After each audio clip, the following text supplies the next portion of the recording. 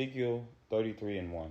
Again the word of the Lord came unto me, saying, Son of man, speak to the children of thy people, and say unto them, When I bring the sword upon a land, if the people of the land take a man of their coast, and set him for their watchman, if when he seeth the sword come upon the land, he blow the trumpet, and warn the people, then whosoever heareth the sound of the trumpet, and taketh not warning, if the sword come and take him away, his blood shall be upon his own head.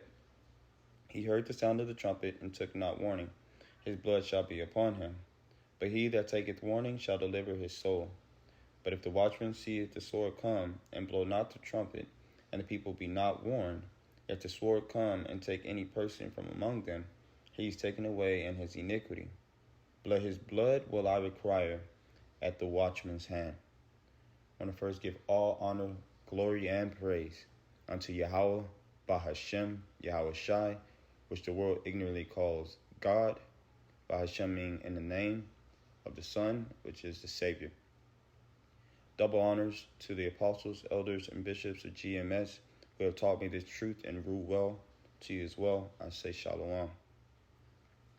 This lesson was inspired by the Supreme Court's fears landmines in social media debate over free speech. And this is an article that they posted about it. And just to give a little background, what is going on is companies like Facebook, the Alphabet Inc.'s Google, which is IE as well, YouTube, are saying that they have the ability and the right to say, hey, this is not allowed on our platform. This is not allowed to be said. And they can strike it down, take it off, and also ban you from pretty much their own websites.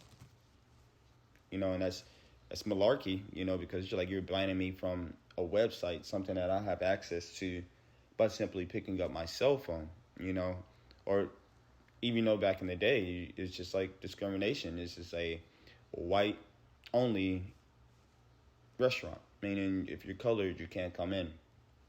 So I'll read a little bit from the article. The U.S. Supreme Court struggled to find a middle ground on the application of free speech principles to the internet. As the justices reviewed Republican-backed laws that would sharply restrict the editorial discretion of the largest social media companies. And like I said, this is Twitter, Facebook, YouTube, TikTok. Eventually, they're wanting to say, hey, we can do what we want on our own platforms. We created the platforms. We own the platforms. Therefore, the First Amendment has no jurisdiction inside of how we choose and what we allow inside of our organizations, And the third paragraph, it says, but a majority of the justices also expressed concerns about how the law's core provisions would apply to decisions to take down hate speech and misinformation and block users who don't comply with the platform's terms of service. And, as I read this, the main thing that points out to me is that, okay, I already know y'all are playing both sides. So even though the government is saying, yeah, we have the right, and then these companies are saying, no, y'all, we have the right to say no, you see like this isn't really something that they're arguing about. This is enchantments and everything like that are just trying to lead to them being able to push the narrative and do what they want to do, because they want to stop the elect. They want to stop the brothers making videos. They want to be able to say, hey, I can strike this video down because it's misinformation. I can strike this video down because it's hate speech. And although none of it is misinformation, it may be, in a sense, a little bit of hate speech. But nevertheless, we should all be allowed to have our First Amendment, which is be able to say and be able to say whatever we want to say without there being backlash based off of your opinion or how you think as a human being. So there is a scripture that I was reading that came to mind, and it's in Ezra chapter 4. And it really spoke, and it says, Now, when the adversaries of Judah and Benjamin heard that the children of the captivity builded the temple unto the Lord Yahweh Hashem Yahushai of Israel, then came to Zerubbabel and the chief of the fathers, and said unto them, Let us build with you, for we seek your Most High as you do. And we do sacrifice unto him since the days of Esarhaddon, king of Assyria, which brought us up hither. But Zerubbabel and Jeshua and the rest of the chief of the fathers of Israel said unto them, Ye have nothing to do with us, to build a house unto our Most High, but we ourselves together will build unto the Lord Yahweh Hashem Yahushai of Israel, as King Cyrus the king of Persia hath commanded us. Now, right here and there, you can see it's almost just like when we were, allowed to vote, when we were given our citizenship after, our slavery here in this kingdom. These amendments and things were also allowed unto us. We were allowed the right to free speech. Now, of course, it took a lot of process to the point for Jake to be able to feel puffed up to say, whatever he wanted to say, and be able to not necessarily be scared of what he would say in front of these people. But it was allotted onto us, and we have it as well. Even though, per se, we're not citizens, but that's not the point. It was given unto us to go and build our temple. And as we know, Israel is building the temple right now. We are doing the work to be the body so that we can get out of here.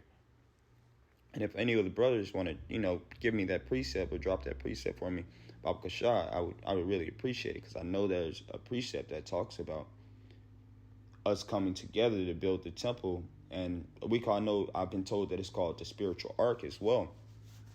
But just to get back to the point as well. So what exactly is terrorism and what is hate speech?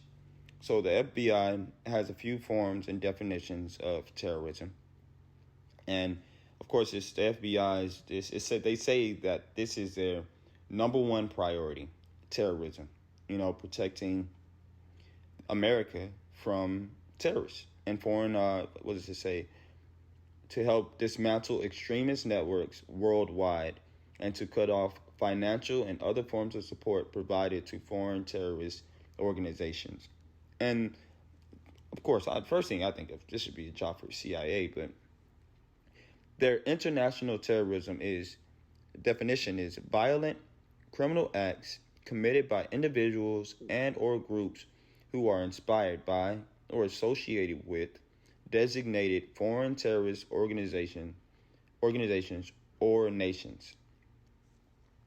And then the domestic terrorism definition is violent criminal acts committed by individuals and or groups to further idealize goals stemming from domestic influences such as those of a political, religious, social, racial, or environmental nature. Scroll down a little bit. And they talk about the current threat. The current threat, the internet and social media. International and domestic violent extremists have developed an extensive presence on the internet through messaging platforms and online images, videos, and publications.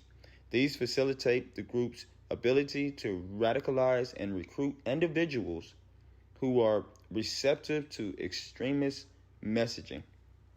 All right, so the current threat is the fact that you can go on internet and you can say what you want about whoever you want and whatever the case may be, and the possibility that may go onto someone who feels it and it's like, oh yeah, man, I agree with that. I support this. I want it. I back this. That is what they don't want. And of course, the main thing they don't want is for Israel to get the rest of the truth and wake up. They don't want Jake to be able to wake up and say, oh, wow, this song that I'm hearing makes so much sense. because as we know, once his word, for one, roughly paraphrasing, will not return unto him void, as well as everyone on it says the four, roughly paraphrasing again, Salakia, his word will go out into the four corners of the world, and then the end shall come. So we do know that it has to come out, and we do know everybody has to get it. And we do know that, Esau is going to try his best to make sure that it doesn't go out, and that he can contain it and keep it in control and control the narrative just for as long as he wants. A domestic terrorist is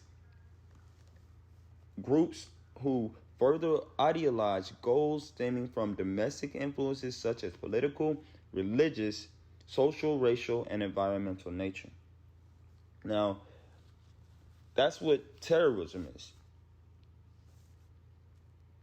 So I have another article, and this one comes from the United Nations. And this is what hate speech is. Okay? So the United Nations has a strategy and a plan of action on hate speech. And this was published in 2019, May.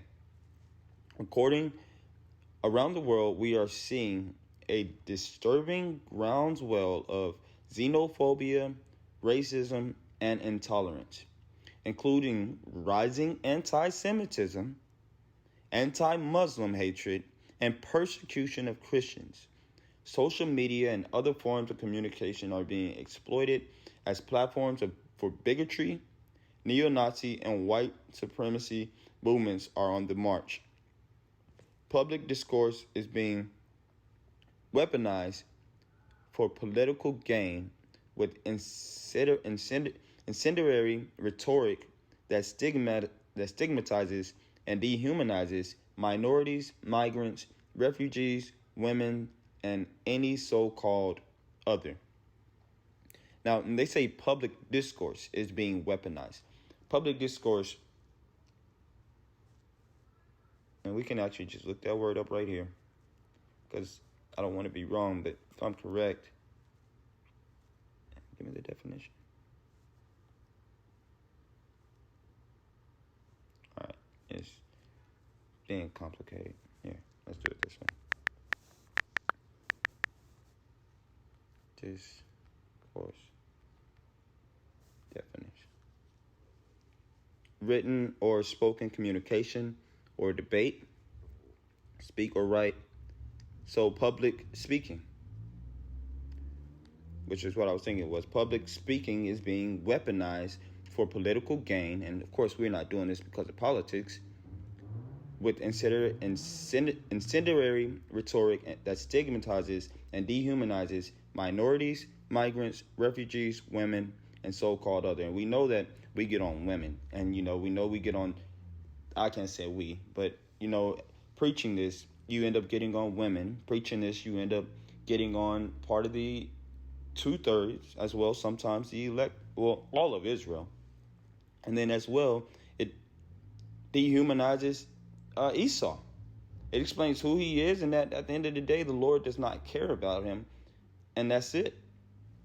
And they don't like that, whether it's hate speech or whether they consider it misinformation. Now, write down here somewhere hate speech is.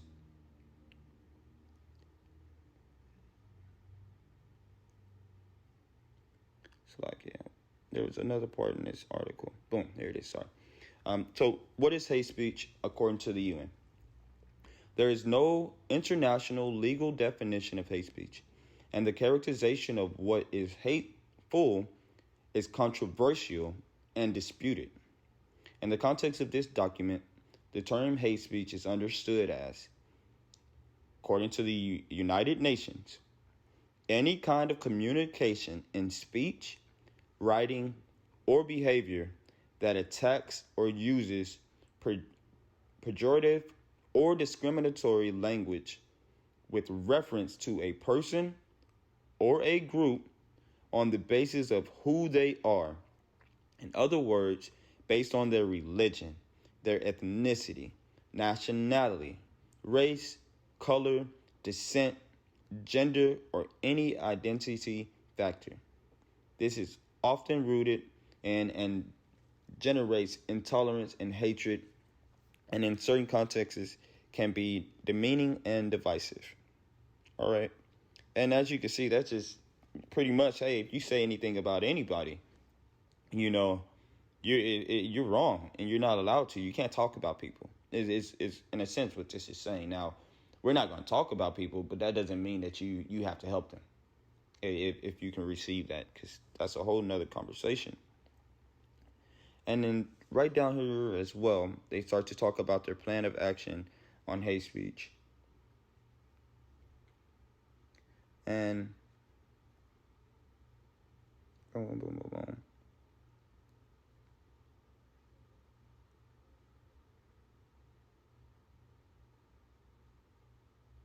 In the digital age, number 3, in the digital age, the UN should support a new generation of digital citizens empowered to recognize, reject, and stand up to hate speech. Number 4, we need to know more to act effectively. This call for coordinate data collection and research, including on the root cause, drivers, and conditions conducive to hate speech. I'll make sure to drop this in the bottom so that if anyone of the brothers want to look this up as well. But this is like right here in front of your face, man. Just like the Babel X and everything, that they're using right now, that the FBI is invested in. I'm taking all this information and putting it somewhere so that way we can know who these people are specifically, where they come from, what they think. How Esau is. Esau wants to be like Yahweh Bashem Yahweh Shai. So this is something that they had already put into motion in 2019. So the Babel Lex and everything and all of this stuff, these new technologies coming out, they are slowly pushing to that wave. So I'm gonna go back to Ezra 4, and right here, Ezra 4:4. Then the people of the land weakened the hands of the people of Judah, and troubled them in building, and hired counselors against them to frustrate their purpose, all the days of Cyrus, king of Persia, and even until the reign of Darius, king of Persia. So they were given permission to do something by the people, by the president. And then what did they do? They pretty much said, nah, we don't really agree with that. So we're going to try to find our own sneaky, conniving way to pretty much stop them from doing it and to, make sure that they cannot do it at all. And that's what this whole thing that's going on with the Supreme Court is talking about. It's talking about this debate over free speech on the internet. It's not talking about the debate of free speech in outside or, on the highways and byways. It's talking about on the internet, that you could reach more people that way. And they already have their own plan for getting them off the highways and byways. They're already pushing their agenda on that as well. And we do know, as they get this accomplished on the internet, that they'll be able to get it accomplished physically. And once they start to do things more physical, we really know, like, damn, man, this stuff is really about to pop off. So I just got one more precept that goes into Revelation chapter 2, verse 10. And is, fear none of those things which thou shalt suffer. Behold, the devil shall cast some of you into prisons, that ye may be tried, and ye shall have tribulation 10 days. Be thou faithful unto death, and I will give thee a crown of life. He that have an ear, let him hear what the Spirit saith unto the churches. He that overcometh shall not be hurt of the second death. So we know and we see these things coming, and we know what their whole agenda and what it is that they're trying to push. They want to try to stop us from doing the work and not being able to go online and say whatever we want to say, so that way the masses can't, people who are really caught up on the internet, these, especially the younger generation who are caught up on their phones and things like that, don't receive this, and they can slow it down. That's it. That's what he wants. He wants to slow it down. But it's moving at a rapid rate right now. So, Lord's will, and also just for edification purposes, when I say us, I'm talking about the hopeful elect, that 144,000 men, as well as that 1/3 of men and women and children who hate it here, who want to get out of this kingdom, who really, really in their hearts feel that they love Yahweh, Bahashem, Yahweh Shai. So, as I was saying, Lord's will, this lesson was edifying, and Shalom.